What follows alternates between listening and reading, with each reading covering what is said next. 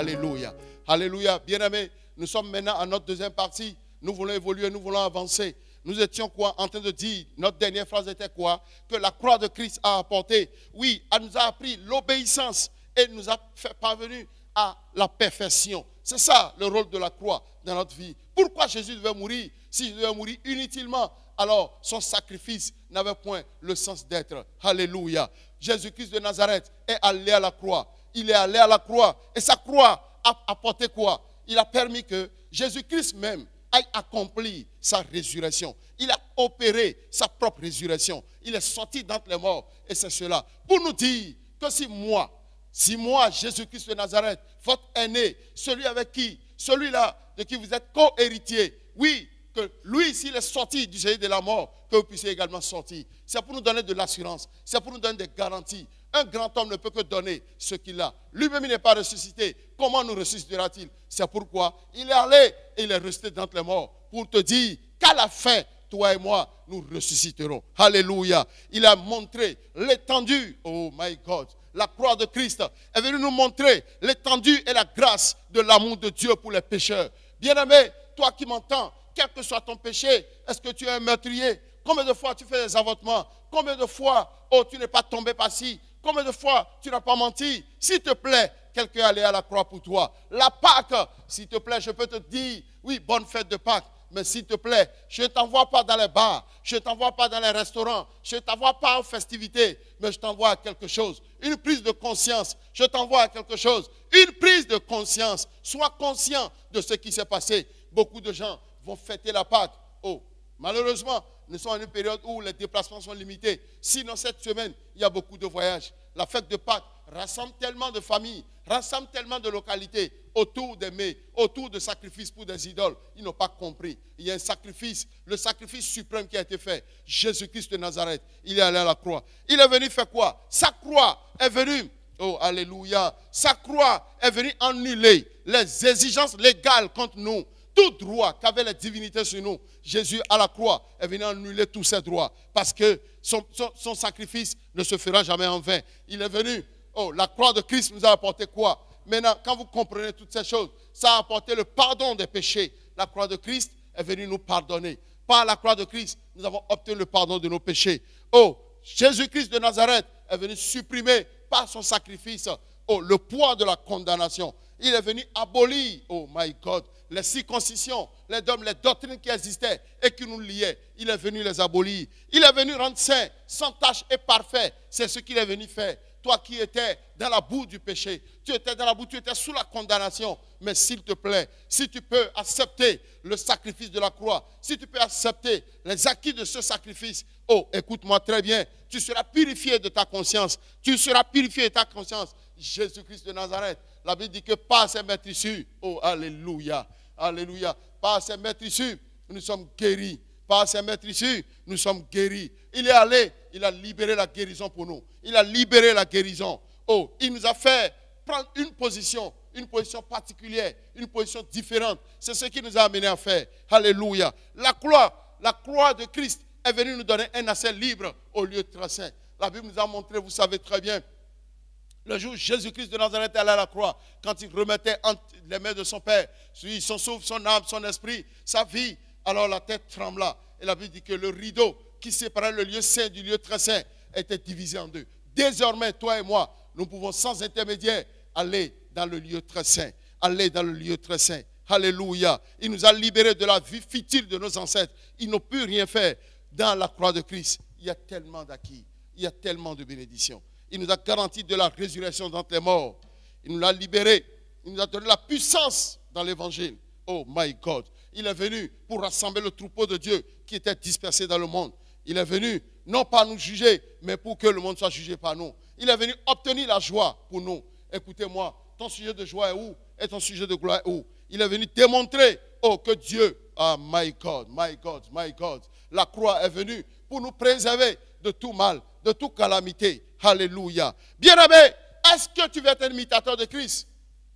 Ton sujet de gloire se trouve en quoi? J'ai encouragé tout à l'heure. Écoutez, même moi qui vous parle en ce moment, on a besoin de moyens, même pour nos déplacements, on a besoin de moyens.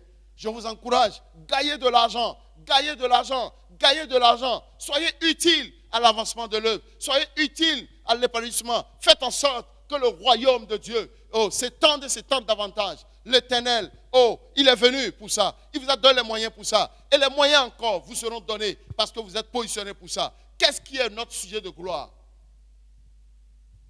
Mon sujet de gloire, le thème de ce moment, mon sujet de gloire. Alléluia. Écoutez très bien ce que Paul va dire. Paul va nous dire, je suis allé dans la version parole vivante. Philippiens 3, verset 18. Car il en est beaucoup qui vivent en ennemis de la croix de Christ. Leur conduite le prouve. Je vous en ai souvent parlé. Je vous le signale une fois de plus. Les larmes aux yeux. L'apôtre avec les larmes aux yeux écrivait et puis il parlait, expliquait, parce qu'il a découvert quelque chose. Et il voudrait également que le reste, c'est-à-dire le reste de la famille de Christ, découvre également la même chose, comprenne la même chose et dépose tout ce qui était. Il dit, ils courent à leur ruine. Ils ont leur appétit. Ils ont leur appétit pour Dieu. Les hommes, oh my God, my God, my God, nous nous comportons en ennemis de la croix. Notre priorité, et ça a même amené les hommes de Dieu dans des pièges. Nous sommes tombés dans des pièges. Que Dieu nous en épargne. C'est-à-dire quand on vient parler de bénédiction, quand on dit reçoit, les gens reçoivent et crient Amen.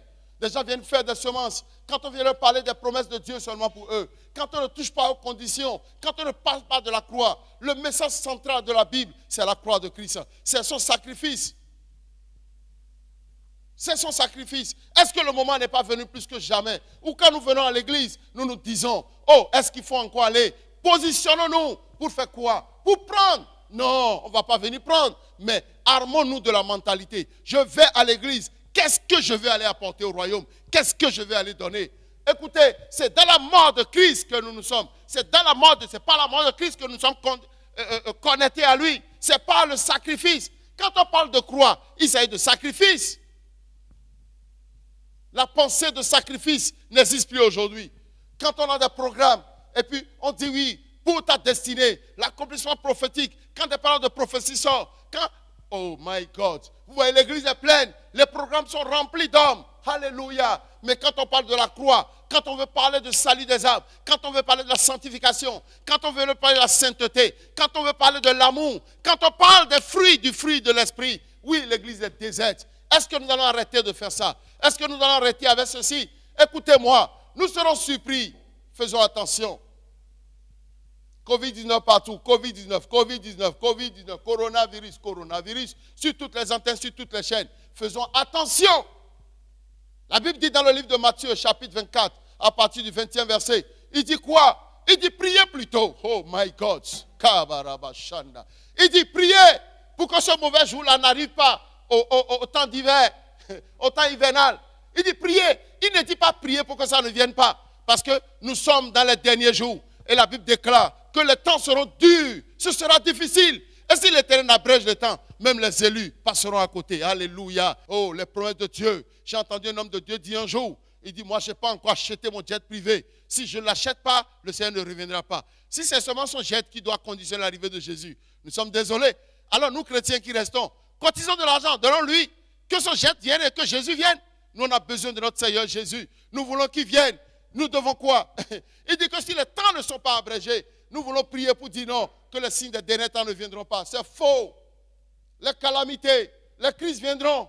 Oh my God. Toi, chrétien, tu cries, tu dis Seigneur, oh, je veux qu'on sache maintenant que tu es mon Dieu. Je veux qu'on sache que tu es puissant. Écoutez, ce n'est pas les crises. Je suis désolé. C'est à travers les crises que tous les noms qu'on a donnés, qu'on a attribués à l'Éternel sont venus. Les gens sont passés par le feu. Ils nous ont donné un nom. Oh, quelqu'un allait sacrifier son fils unique. Et l'Éternel a pourvu. Il dit, lui là, il va s'appeler Jéhovah Jireh. Mais l'Éternel, si tu m'entends, tu peux t'engager. Si tu m'entends, tu peux te lever. Oh, alléluia. J'ai une bonne nouvelle pour toi. Si tu peux m'entendre et entrer dans les sacrifices, entrer dans les secrets de la croix, je pense que l'Éternel mettra un nouveau nom pour lui dans ta bouche. L'Éternel te donnera un nouveau nom. Et quand tu rentres le lever, quand tu rentres l'adorer, tu vas le lever, l'adorer par ce nom que tu lui as donné. Pourquoi? Parce que tu es passé par des défis, tu es passé par des crises et tu en es sorti victorieux. Si tu m'entends, oh, je sais que oui, ce sera difficile. La Bible dit, vous entendrez des cris de guerre. Oh my God. Je pense que ceux qui se positionnent pour entendre des cris de guerre sont ceux-là qui entendent, mais qui ne sont pas atteints. Ceux-là qui entendent et qui ne sont pas touchés. Je prie que l'Éternel te mette dans ce lot. Tout chemin sur lequel tu te trouves et qui te garantit l'enfer. Oh, j'ai entendu des jeunes dire, je suis trop jeune. My God. Les jeunes disent, je suis trop jeune. Non, je veux d'abord faire ma vie. Fais ta vie. Mais de toutes les façons, tu ne seras jamais jeune pour l'enfer. L'enfer, au moins, c'est garanti si tu ne veux pas aller au ciel. Alors, reprends-toi. Paul dit, mon sujet de gloire, c'est la croix. C'est le sacrifice de Christ. Écoutez-moi très bien. Il dit, ceux-là qui sont des ennemis de la croix, qu'est-ce qu'ils font? Ils courent à leur ruine éternelle. Beaucoup de gens s'appellent des chrétiens. Ils vont à l'église, vont s'asseoir. Oh my God. Quand ils sortent de l'église, ils deviennent d'autres personnes. Ils vivent comme ils veulent. Écoutez, ce n'est pas à toi que je parle, mais la parole de Dieu quand même s'adresse à quelqu'un. S'il ne s'agit pas de toi, mais si tu es concerné, écoute, mets ta vie en ordre. Il y a un jour que tu ne maîtriseras jamais. Ce jour-là ne relève pas de ton pouvoir, de tes moyens, de ta capacité. Ce jour-là révèle de l'Éternel. Jésus leur a dit, il dit, moi-même je ne connais pas ce jour, mais seul mon Père le connaît. Même les anges ne le connaissent pas. Tout le monde craint la mort. Oh, la mort est là, la mort est là, la mort est là. Jésus est allé à la croix. Il a été crucifié. Quand il est descendu, il a eu le nom qui est au-dessus de tout nom. La mort, c'est un véhicule qui prend du temps et qui conduit dans l'éternité. C'est un véhicule qui prend du temps et qui envoie dans l'éternité. Alléluia. C'est un véhicule qui prend du temps. Verset 19. Il dit, ils courent à leur ruine. Ils ont leur appétit pour Dieu. C'est-à-dire, il y a d'autres personnes, nous nous appelons chrétiens. C'est-à-dire, c'est le ventre, je vais tout prendre, je vais tout manger, je vais tout bouffer, je vais tout manger. Tout pour moi, tout pour moi, tout pour moi sont des ennemis de la croix. Est-ce que tu fais pas des ennemis de la croix? Oh, je te regarde. Je ne veux pas que tu me répondes. Mais réponds, que ta conscience te réponde. Est-ce que tu fais pas des ennemis de la croix? Fais-tu partie des ennemis de la croix? Oh my God. Il dit quoi? Il dit, ils tirent vanité de ce qui fait leur honte et sont fiers de leurs infamies. Oh my God. Vous voyez, ce qui fait la honte des hommes, nous nous attachons à cela. Et cela est venu jusqu'à l'église dans la présence de Dieu. Paul dit, moi Paul, juif je suis né de parents juifs, hébreux. Allons-y s'il vous plaît. Ce qui fait la honte, il n'apprécie que le présent et le concret. Écoutez-moi, nous sommes à l'église et la pensée de l'éternité a disparu. La pensée de l'éternité, la vie éternelle est passée à côté. Bien-aimé, si notre vie devait seulement se redrouver à quoi? À ce monde-là, il dit que ce sont des ennemis de la croix. Ceux qui ne veulent tout pour ici. Tous ceux qui sont intéressés ne sont pas les choses de la terre. Il dit quoi? Que c'est seulement cela, le présent et le concret. Toutes leurs pensées, toutes leurs aspirations sont orientées vers les choses d'ici-bas. Je t'encourage, va et travaille. Force-toi davantage. Bosse correctement. Si tu as des voyages à faire, fais-les. Si tu as des voyages à faire, fais-les. Des contrats, va les signer. Mais au milieu de tes contrats, au milieu de tes occupations, au milieu de tes affaires, s'il te plaît, que ton âme, ton esprit soit focalisé et que tu sois toujours prêt. C'est ce qui a motivé les gens de l'église primitive. Ils ont été puissants. Nous nous mettons dans nos églises et nous pouvons demander, oh, mais d'où tirait-il toute cette force et toute cette énergie? Non, il le tirait du fait que Jésus pouvait revenir tout de suite. Et c'était de cette pensée-là qu'ils étaient armés. Alléluia. Alléluia. Paul va parler encore. Qu'est-ce que Paul va dire? Paul va parler de ses prérogatives. Il dit dans Philippiens 3, verset 7. My God. Il dit, autrefois, ces prérogatives étaient à mes yeux. Oh, autant de sujets de fierté. Hier, ce que Paul regardait comme des sujets de fierté. Il était fier. Et il pouvait parler de quoi? Il pouvait défendre ça. Alléluia. Il dit, je suis circoncis le 8e jour. Oh my God. Regardez sur quoi était appuyée la fierté. Ce qui était le sujet de gloire de ces quelques personnes. Il va dire à son fils, il va dire, mon fils, fuis les passions de ta jeunesse. Écoutez, si je veux changer ce verset, si je veux encore le dire autrement, je vais dire quoi? Il va lui dire, oriente les passions de ta jeunesse. Donne un autre sens aux passions de ta jeunesse. Paul était un homme passionné. Oh, alléluia. Paul était passionné. Et qu'est-ce qui fait sa passion? Qu'est-ce qui fait son zèle? Bien-aimés, nous allons prendre une petite pause et revenir dans quelques minutes. Nous allons revenir dans quelques minutes. Parce qu'il faut que tu comprennes, que tu vois tout ce que Paul a déposé, que tu vois tout ce que Paul a abandonné, tout ce que Paul a laissé. À cause de quoi? À cause de la connaissance de Christ. À cause du sacrifice qu'il a découvert. À cause de cet homme qu'il a découvert. Jésus-Christ de Nazareth. Paul, quelle était, oh my God, quelles étaient ses prérogatives qu'il a déposées à terre. Bien-aimé, si tu ne les connais pas, tu sauras également comment les déposer. Donc tu as besoin de les connaître. Tu as besoin de les savoir. Pourquoi? Pour prendre position et savoir désormais quel sera le sujet de ta gloire et quel est le sujet de ta gloire. Que Dieu te bénisse. Je dis que Dieu te bénisse. Sois câblé parce qu'on reviendra pour la troisième partie. Mon sujet de gloire. Oh my God. Alors que je veux me séparer de toi pour revenir maintenant, je prie que le ciel s'ouvre sur toi et que la gloire de l'Éternel se manifeste puissamment au nom de Jésus. Que l'Éternel t'accorde la grâce d'expérimenter la gloire à tous égards au nom de Jésus. Et la Bible nous dit, il dit, je souhaite que tu prospères à tous égards comme prospère l'état de ton âme. J'appelle la prospérité sur toi. J'appelle l'abondance sur toi. J'appelle la gloire de Dieu sur toi au nom de Jésus de Nazareth. Donc, bien-aimé, sois câblé. Nous revenons dans quelques instants, dans quelques minutes pour la troisième partie. Que Dieu te bénisse. Que Dieu te bénisse. Au nom de Jésus de Nazareth. Que Dieu te bénisse.